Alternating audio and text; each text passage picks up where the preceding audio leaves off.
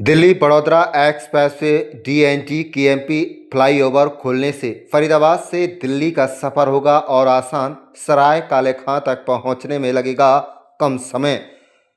आपको बता दें कि दिल्ली एनसीआर की कनेक्टिविटी को नई रफ्तार देने वाली Delhi Baroda express DNT KMP परियोजना के तहत सराय काले खां से डीएमके केएमपी को जोड़ने वाले मार्ग को ट्रायल के तौर पर वाहनों के लिए खोल दिया गया है। इसे फरीदाबाद और पलवल के लोगों के लिए बड़ी सौगात माना जा रहा है। फरीदाबाद के सांसद एवं केंद्रीय राज्य मंत्री कृष्णपाल गुर्जर ने कहा है कि इस मार्ग के शुरू होने से फरीदाबाद से दिल्ली जाने वाले लोगों का सफर पहले के मुकाबले काफ़ी आसान और तेज होगा। उन्होंने उम्मीद जताई है कि फरीदाबाद से सराय काले खां तक पहुंचने में लगने वाला समय करीब 10 से 15 मिनट तक सिमट सकता है। इस नए मार्ग से बदरपुर बॉर्डर, आश्रम और कालिंदी कुंज की ओर जाने वाले ट्रैफिक का दबाव भी कम होने की उम्मीद है। चौधरी कृष्णपाल गुर्जर ने कहा है कि इस पूरी परियोजना पर 6000 करोड़ रुपए से अधिक की राशि खर्च हुई है। उन्होंने कहा कि आने वाले समय में फरीदाबाद को जेवर एयरपोर्ट कनेक्टिविटी, मंझावली पुल, आरआरटीएस और बल्लभगढ़ पलवल मेट्रो जैसी बड़ी परियोजनाओं का भी लाभ मिलेगा। तो वहीं आश्रम से सराय ख्वाजा तक जाम की समस्या को खत्म करने के लिए दिसंबर से काम शुरू करने की बात भी कही उन्होंने। चौधरी कृष्णपाल गुर्जर ने कहा कि सौगात के लिए प्रधानमंत्री नरेंद्र मोदी और केंद्रीय सड़क परिवहन एवं राज्य मंत्री नितिन गडकरी का आभार जताते हुए कहा कि बेहतर कनेक्टिविटी, कम दूरी और तेज सफर से फरीदाबाद के विकास को नई गति मिलेगी। कि आज लोकसभा फरीदाबाद के वासियों के लिए आज बहुत खुशी का दिन है कि आज डीएनडी केएमपी का जो एक पोर्शन था, जो एनसीआर फरीदाबाद लोकसभा के पलवल और फरीदाबाद के लोगों को दिल्ली से सीधा कनेक्ट करता है, आज उसको ट्रायल बेस पर खोल दिया गया है। एक हिस्सा केएमपी से फरीदाबाद का पहला ट्रायल बेस पर चल रहा है, दूसरा हिस्सा आज खोलकर फरीदाबाद लोकसभा के लोगों के लिए बहुत सुविधा देने का काम आदरणीय मोदी जी की सरकार ने किया है। और ये इस पर खर्च लगभग 6000 करोड़ से ज़्यादा खर्च आया है। और ये फरीदाबाद से दिल्ली जाने के लिए, पलवल से जाने के लिए जो घंटों लगते थे, अब वो मुश्किल से 15 मिनट का, 10 से लेके 15 मिनट के दिल्ली दूर रह गई है।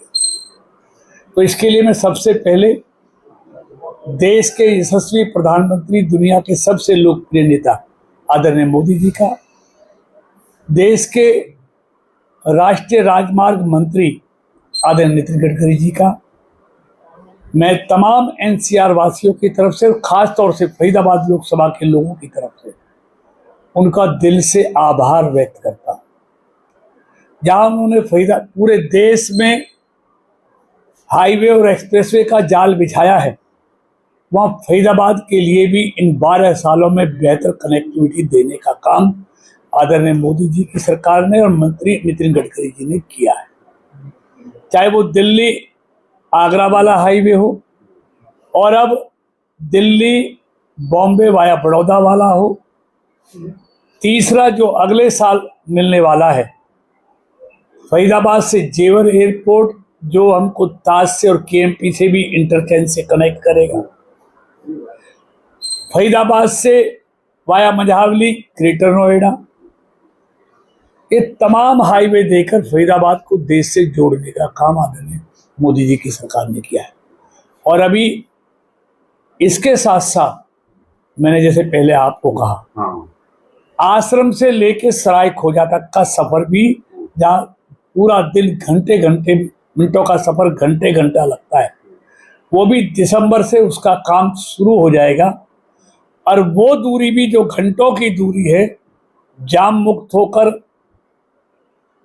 सिग्नल फ्री होकर 10 मिनट से आश्रम से फरीदाबाद पहुंचेगी। इसलिए एक नहीं, ये तो मैंने कनेक्टिविटी की, और मुझे पूरा यकीन है कि दिसंबर में एक 19,000 करोड़ का एक प्रोजेक्ट आरआरटीएस का, रैपिड मेट्रो का, जो गुड़गांव, फरीदाबाद और नोएडा से और जेवर एयरपोर्ट से जोड़ने का काम करेगा। इन 3 बड़े शहरों को वो आपस में लिंक करने का काम करेगा, एक एयरपोर्ट से दूसरे एयरपोर्ट को जोड़ेगा। उसकी भी दिसंबर में मुझे लगता है, मुझे पूरा यकीन है, आदरणीय मोदी जी की कैबिनेट से उसको मंजूरी मिल जाएगी। और फरीदाबाद से बल्लभगढ़ की मेट्रो को भी अगले कुछ ही महीनों में पलवल से जोड़ने को भी मंजूरी मिलने वाली है। यानी कि रैपिड मेट्रो से भी, हाईवे से भी और ऑल्टिबल रेल से भी पलवल से लेके कुंडली तक जिसका काम चल रहा है, 6000 करोड़ की जोड़ने का काम चल रहा है। ये तो हाईवे है। बाकी और तमाम काम सड़कों के हों, आपके स्टेडियम के हों, आपके पार्कों के हों, आपके डिवीजन बनाने का हो, पासपोर्ट ऑफिस लाने का हो, सारे रेलवे फाटकों को समाप्त कर कर रेलवे अंडरपास, रेलवे अंडरब्रिज बनाने का काम हो, जो लगभग समाप्ति की तरफ है। रेलवे स्टेशनों का कई सौ करोड़ की लागत से अपग्रेडेशन किया जा रहा है। सब डिवीजन बनानी हो, केंद्रीय विद्यालय लाना हो, और क्या नाम है, एक विज्ञान भवन जैसा कन्वेंशन सेंटर, 4